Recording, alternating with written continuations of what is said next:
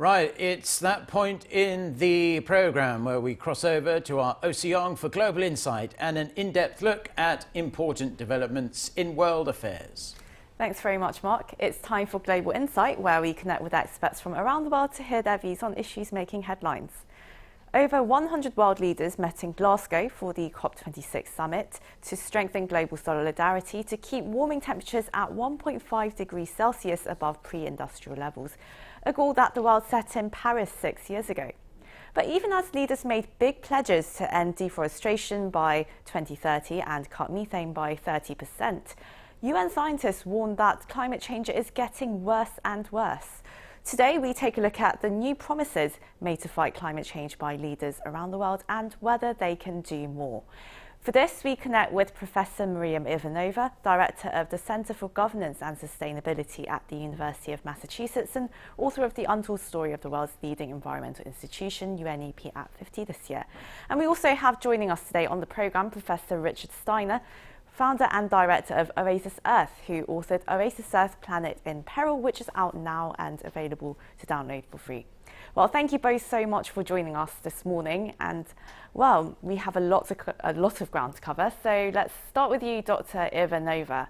Now, world leaders, they agreed on Tuesday to end deforestation in the world by 2030, and that was a landmark deal that came out of this summit. And well, over 100 countries are going to sign this pact, and this includes Brazil, Russia, Indonesia, Congo, the US and the UK, which cover over 85% of the world's forests. And key parts of the plan, of course, include a $19 billion fund, as well as a pledge by over 30 large financial firms to stop investing in activities that are related to the damaging of forests. So, well, how significant is this achievement, first of all? Can we be very optimistic about this new pact? Thank you, and it's great to be with you tonight for us, and good morning to you. This is a significant achievement indeed. The agreement on forest is significant. The question is, will it be implemented? So we have to be optimistic, but we also have to keep our eyes open and shout as necessary.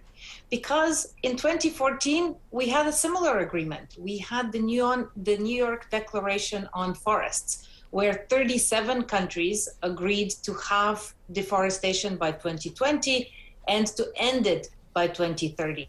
We're now 2021. We have not halved deforestation. So this agreement is significant because it brings more actors.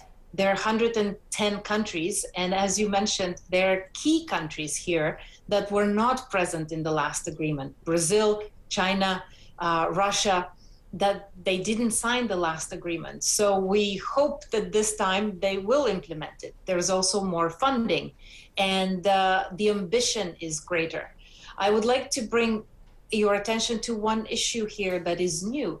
It is not only to end deforestation by 2030, but to actually reverse it, which was not part of the previous agreement. And this, to me, this is a celebration of multilateralism, with these 110 countries agreeing. And with more financial support, I sincerely hope that we can achieve these ambitious goals.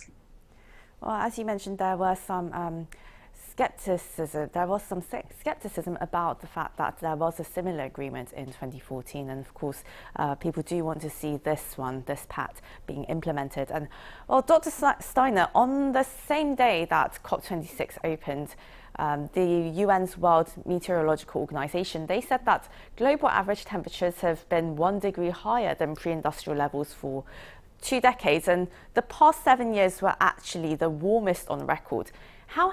Do you think the speed of climate change has slowed down at all since Paris? What are the dangers that we face at the current pace that we're moving in? Well, that is the question for sure.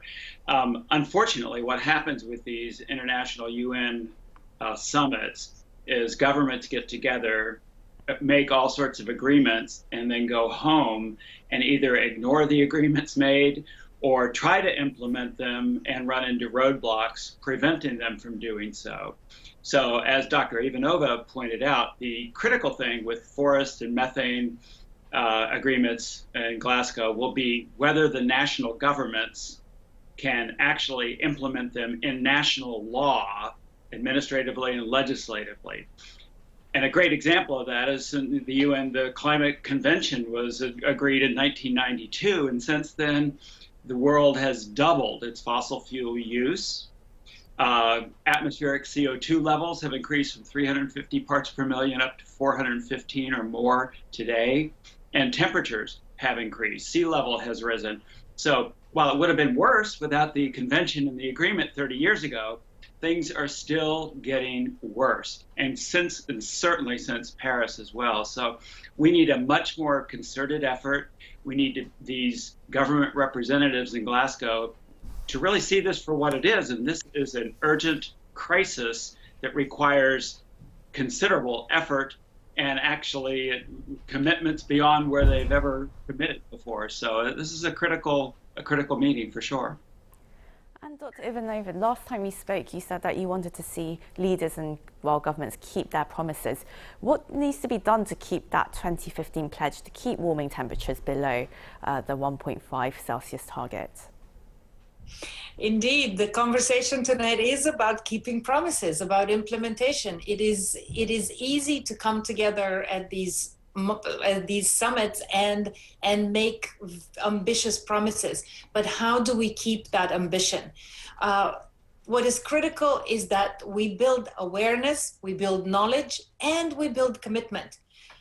But also, what will be absolutely critical to reach that 1.5 and not to exceed it is to shift our consumption patterns. Because it doesn't matter how many promises we make and how many commitments and even how many laws are put on the books, until we change our consumption, not as individuals, but as societies, we will not be able to meet those targets. Just a couple of days ago, there was a fantastic article in the Guardian by George Monbiot. Capitalism is killing the planet, he wrote. It is time to stop buying into our own destruction. And so what has happened is that we have been turned from citizens into consumers. And as citizens, when we come together, we can be powerful. As consumers, when we consume individually, we do not have that power. And so the role of education, of campaigns, of knowledge, and of awareness is absolutely indispensable. And ultimately, we have to bring together the power of citizens and the power of consumers to shift the economic paradigms that actually lead to the path on which we currently are on. Also, it's very clear that everyone needs to take action, and it's urgent action that we need to take. But we do need leadership from the top, of course. And well, Dr. Steiner, the G20 leaders ahead of the climate summits, they didn't actually set a deadline for carbon neutrality for the year 2050, but they agreed to go carbon-free around the middle of the century. And at the climate summit itself, there were no details on implementing any kind of measure on ending the use of coal, which is the single largest source of carbon emissions. And well, Greta Thunberg said that the discussions in the summit venue were just blah, blah, blah, and wouldn't achieve very much. Do you think she has a point? Oh, absolutely. Yeah, Greta's wonderful. She sees clearly and speaks truth. And this is something we have been saying, not as eloquently as Greta for decades. But yeah, the governments make these promises, then go home and don't implement them. But the critical thing, the failure of a global agreement to not end new coal development in Glasgow is a huge failure of the summit. And that was due to the opposition of China, India, Russia, Eastern Europe, and Brazil. My suggestion is that the COP26 governments need to agree on a penalty regime, consequences, sanctions, political, financial, trade, and penalty scheme for these governments that are bad actors and not willing to join in good faith in resolving this problem. And that would certainly include China and Russia and India. And we need to offer financial assistance, a carrot and stick, financial assistance and technological assistance to these nations to get carbon free, but we also need to use this lever of penalties and sanctions to punish them if they're not willing to do what we know they need to do. So absent that, they need to implement a carbon tax. You know, that you mentioned the G20, they did agree to a 15% global minimum corporate tax, but now we need COP26, the Glasgow summit, to agree to a global minimum carbon tax, because as long as coal and oil are the cheapest fuel to use, obviously China and India and Russia and all the other countries are going to be using it. So we need to make it more expensive than the low carbon alternatives. So.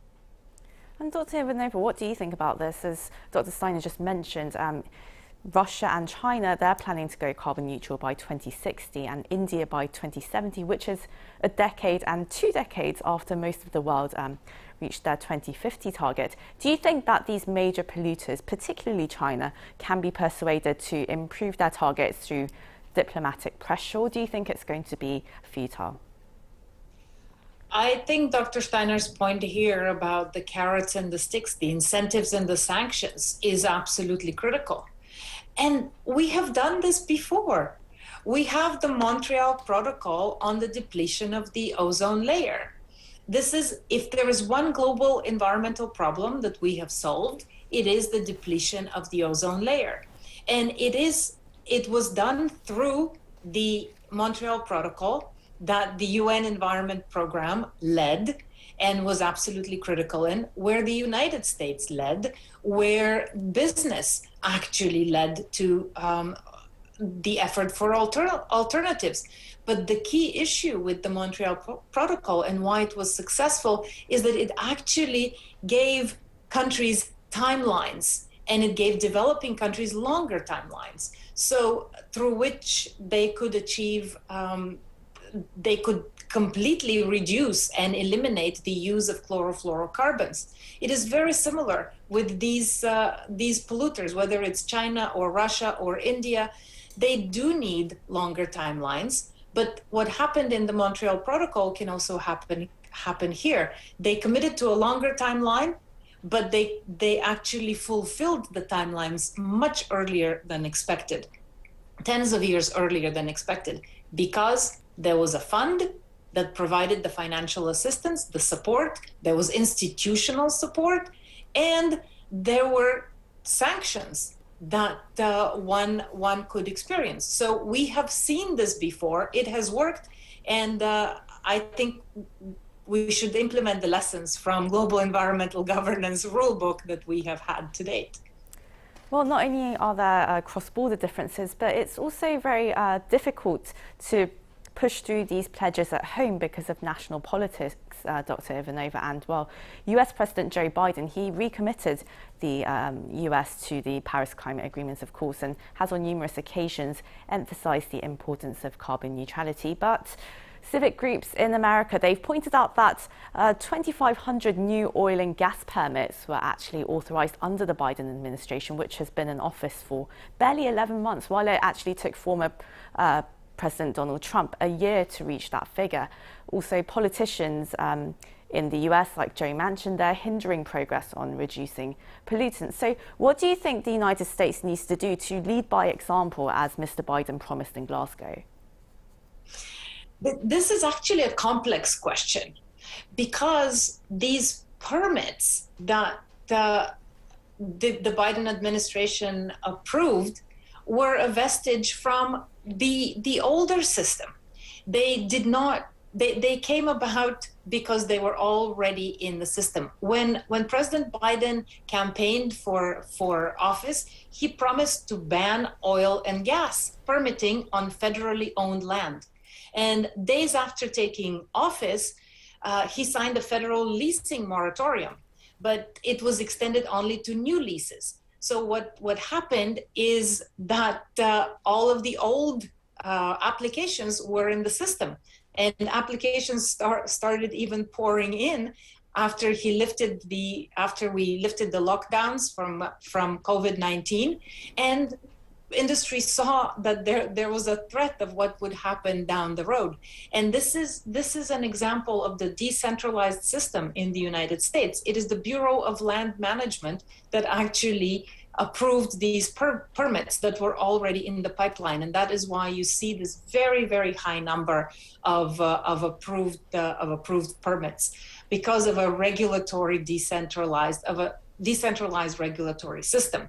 But to lead by example, the United States has to do just that, set an example, and it hasn't done that. It has to create new rules and new regulations at home, so that it gets at the root causes of the problems, not just the symptoms. And we need a different regulatory and legal system that actually bans pollution that is not paid for. Right, so it's not just about making fresh promises, but going through systematic changes within governments as well. And well, Dr. Steiner, what kind of targets or actions do scientists want to see in order to fight climate change effectively? Well, we need to be far more ambitious than where we are right now. We should have been where we are now 30 years ago. We had the science, we knew what was going on, we knew what was in store for us. But right now, governments have to do their job all around the world, including here in the United States. We've put more carbon into the atmosphere than any other nation, even though we're not the largest emitter today. So we have a responsibility. Governments have two principal instruments by which they operate: investment, by tax and spend, and regulation and enforcement of those regulations. These governments that are represented in Glasgow are going to have to come back home and implement every agreement made at Glasgow, and then some, more aggressively.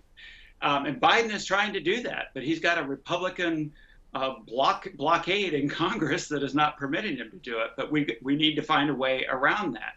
Investment, we need massively more investment in the climate and energy transition than where we are today. There was a Green Climate Fund agreed by the international community over 10 years ago to fund $100 billion a year to developing countries to help them with climate issues. That would have been over $1 trillion by now, and only about 10 billion has been spent. So 1% of that has actually been paid.